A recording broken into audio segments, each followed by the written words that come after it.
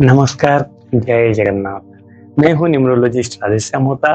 Number 5 channel पे आप सभी को स्वागत करता हूँ।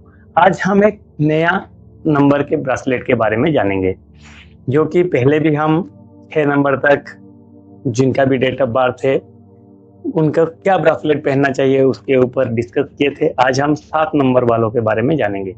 तो जिनका भी डेट ऑफ बर्थ किसी भी महीने के 7 तारीख, 16 तारीख या 25 तारीख को होता है, इनका बर्थडे नंबर 7 होता है। अगर हम प्लैनेट में देखेंगे तो ये केतु को रिप्रेजेंट करते हैं। इनको टाइगर आई ब्रेसलेट पहनना चाहिए। ये ब्रेसलेट पहनने से इनका जो इनसिक्योरिटी होता है, इनके अंदर जो कंफ्यूजन होता है, इनके अंदर जो एंजाइटी होता है, उसमें ठहराव आ जाता है।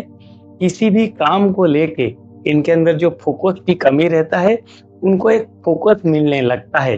Thank you.